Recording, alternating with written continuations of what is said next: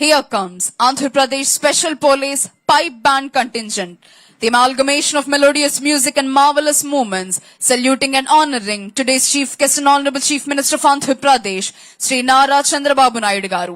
APSP Pipe Band Contingent is commanded by Sri G.V. Subbarao ARSI.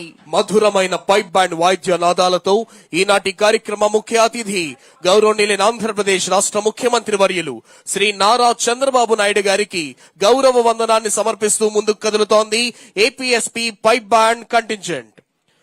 అదిగో మన ముందుకు వస్తోంది ఆంధ్రప్రదేశ్ అగ్నిమాపక శాఖ శకటం. నేతృత్వం వహిస్తున్న వారు శ్రీ కె వినయ్, సహాయ జిల్లా అగ్నిమాపక అధికారి, విజయవాడ.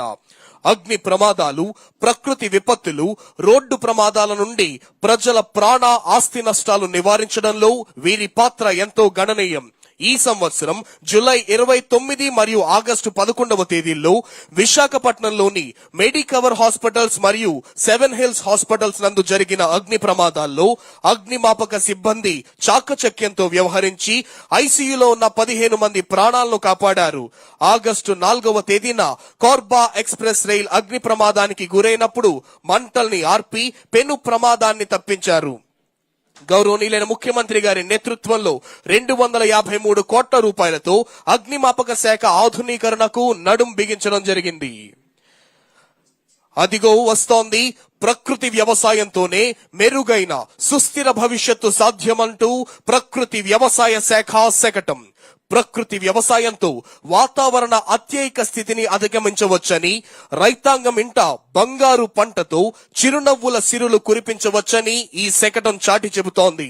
2016 సంవత్సరంలో ఎంతో దూరదృష్టితో మన రాష్ట్ర ముఖ్యమంత్రి వర్యులు శ్రీ నారా చంద్రబాబు నాయుడు గారి నేతృత్వంలో రూపుదిద్దుకున్న ఏపీసీఎన్ఎఫ్ ఆంధ్రప్రదేశ్ ప్రజా భాగస్వామ్య ప్రకృతి వ్యవసాయం ముఖ్యమంత్రి గారి ఆలోచనలకు తగ్గట్టుగా ఖండాంతరాలు దాటిపోయింది.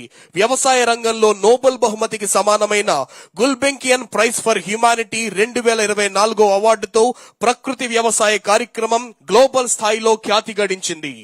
అదిగో ఇది రైతు సంక్షేమ ప్రభుత్వం, పాడి రైతు సంతోషమే లక్ష్యమంటూ చాటి చెబుతూ మన ముందుకు వస్తోంది పశు సంవర్ధక శాఖ శకటం. మన రాష్ట్రం ప్రపంచ ప్రఖ్యాత ఒంగోలు మరియు పొంగనూరు ఆవు జాతులకు, నెల్లూరు, మాచర్ల గొర్రెలకు మరియు ఆసిల్ జాతి కోళ్లకు పెట్టింది పేరు. 108.19 లక్షల పశువులు, 231.49 లక్షల గొర్రెలు, మేకలు, 1078.63 లక్షల కోళ్లతో మన రాష్ట్ర పశు సంపద అభివృద్ధి చెందుతుంది. మన రాష్ట్రంలో 42 లక్షల రైతు కుటుంబాలు పశు పోషణపై ఆధారపడి జీవనం సాగిస్తున్నాయి. ఈ ఏడాది గుడ్లు, మాంసం, పాల ఉత్పత్తుల్లో దేశంలోనే మొదటి 3 స్థానాల్లో నిలిచేందుకు మన రాష్ట్ర పశు సంవర్ధక శాఖ లక్ష్యాన్ని నిర్దేశించుకుంది. అదిగో వస్తోంది చక్కని చదువులకు చంద్రన్న పాలన. చంద్రన్న పాలనలో చక్కని చదువులు అందించేందుకు మీ ముందుకు వస్తోంది పాఠశాల విద్యాశాఖ సమగ్ర శిక్షా శకటం. విద్యార్థులకు స్ఫూర్తి కలిగించేలా, మన చరిత్రను, సంస్కృతిని గుర్తించేలా విద్యారంగంలో విశేష సేవలందించిన వ్యక్తుల పేర్లను ప్రభుత్వ పథకాలకు పెట్టి సమర్థవంతంగా ముందుకు వెళుతోంది మన ప్రభుత్వం. అధికారంలోకి వచ్చిన వెంటనే 16,347 పోస్టులతో మెగా డిఎస్సిని ప్రకటించి తమ చిత్తశుద్ధిని నిరూపించుకుంది కూటమి ప్రభుత్వం.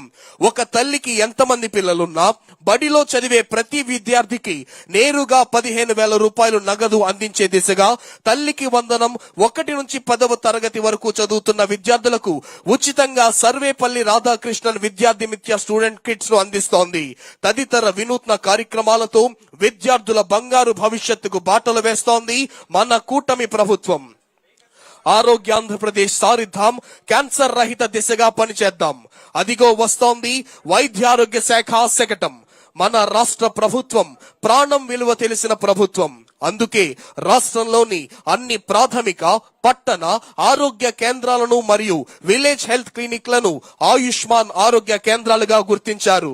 దేశంలోనే మొట్టమొదటిసారిగా రాష్ట్రంలో ప్రతి కుటుంబానికి 25 లక్షల రూపాయల ఆరోగ్య బీమా కల్పించడం జరిగింది. ప్రతి ఇంటికి డిజిటల్ హెల్త్ కార్డులు పంపిణీతో పాటు ప్రసూతి, నవజాత శిశు ఆరోగ్య సంరక్షణ సేవల వంటి అనేక వైద్య సౌకర్యాలు అందించడం జరుగుతోంది. రొమ్ము, గర్భాశయ, ముఖద్వార మరియు నోటి క్యాన్సర్ వ్యాధులను తొలి దశలోనే గుర్తించి చికిత్స అందించే దిశగా హోమీ బాబా క్యాన్సర్ హాస్పిటల్ తో సమన్వయం చేసుకుంటూ ముందుకు వెళుతోంది రాష్ట్ర ప్రభుత్వం. మహిళా సంక్షేమమే చంద్రన్న ధ్యేయం. అదిగో వస్తోంది గ్రామీణ పేదరిక నిర్మూలన సంస్థ సెర్ప్ శకటం. మహిళా సంక్షేమమే ధ్యేయంగా పేదలకు సేవ చేయడంలో ఎప్పుడూ ముందుండేది మన రాష్ట్ర ప్రభుత్వం. అందుకే సూపర్ 6 లాంటి అద్భుతమైన ఆలోచనలతో మహిళల జీవితాల్లో కాంతులు తీసుకురావాలని, వారిని లక్షాధికారులు చేయాలనే లక్ష్యంగా పెట్టుకుంది. ఎన్టీఆర్ భరోసా పింఛన్, స్త్రీనిధి, ఉన్నతి, ఆహార ఉత్పత్తులు, మహిళా మార్ట్ వంటి వివిధ సంక్షేమ పథకాలు అమలు చేస్తూ మహిళలు తమ కాళ్ల మీద తాము నిలబడేలా చేస్తోంది రాష్ట్ర ప్రభుత్వం. గత ప్రభుత్వం నెలకు కేవలం 3,000 రూపాయలు మాత్రమే పెన్షన్ ఇస్తే, ఇచ్చిన మాట ప్రకారం అవ్వాతాతలకు అండగా ఉండేందుకు నెలకు 4,000 రూపాయలు పెన్షన్ పెంచి అందిస్తోంది మన కూటమి ప్రభుత్వం. ఇప్పుడు వస్తోంది మహిళాభివృద్ధి మరియు శిశు సంక్షేమ శాఖ శకటం. మహిళలు మరియు పిల్లల సంక్షేమం కోసం రాష్ట్ర ప్రభుత్వం అనేక కార్యక్రమాలను అమలు చేస్తోంది. అందులో ముఖ్యమైనది బాల సంజీవని. గర్భవతులు, బాలింతల్లో రక్తహీనతను మరియు 6 ఏళ్లలోపు పిల్లలలో పోషకాహార లోపాన్ని తగ్గించడమే ఈ పథకం యొక్క లక్ష్యం. బాల సంజీవని పథకం సమర్థవంతంగా అమలు చేయడానికి 2024-25 సంవత్సరానికి గాను 2,209.55 కోట్లను కేటాయించింది మన రాష్ట్ర ప్రభుత్వం. పిల్లల సమగ్ర అభివృద్ధికి కృషి చేస్తోంది గౌరవనీయులైన ఆంధ్రప్రదేశ్ రాష్ట్ర ముఖ్యమంత్రి వర్యులు శ్రీ నారా చంద్రబాబు నాయుడు గారి నేతృత్వంలోని సమర్థమైన ఆంధ్ర రాష్ట్ర ప్రభుత్వం. అదిగో వస్తోంది రాష్ట్రానికి నూతన శాఖ ఆరంభం, మన పరిశ్రమల శాఖ శకటం. పరిశ్రమలు రాష్ట్ర అభివృద్ధికి గ్రోత్ ఇంజన్లు.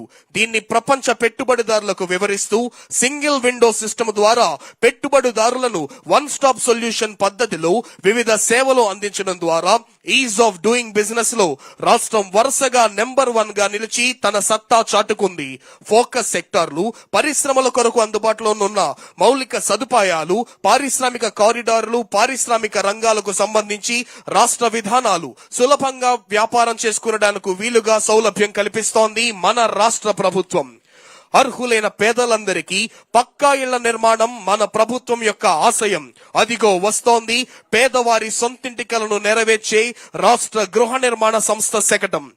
మన రాష్ట్రంలో పక్కా ఇళ్లు లేని అర్హులైన నిరుపేదలెవ్వరూ ఉండకూడదన్న ఏకైక లక్ష్యంతో ప్రభుత్వం ముందుకు వెళుతోంది. ఇళ్లు మంజూరైన లబ్ధిదారులకు ఇబ్బంది పడకుండా ఆ ఇళ్లను పూర్తి చేసేలా ప్రభుత్వం కృషి చేస్తోంది. ఇప్పటి వరకు ఇంటి స్థలం లేని పేదల గ్రామీణ ప్రాంతాల్లో 3 సెంట్లు, పట్టణ ప్రాంతాల్లో 2 సెంట్లు అందించింది రాష్ట్ర ప్రభుత్వం.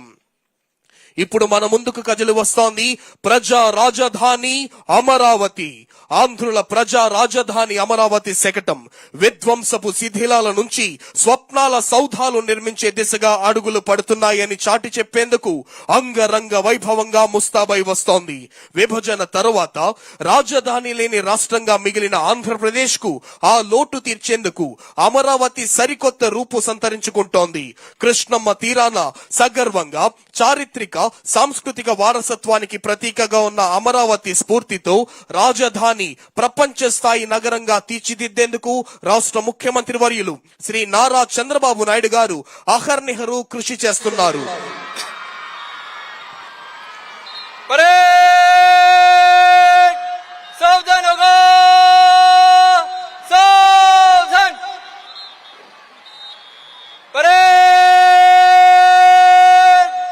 खुलना चलेगा।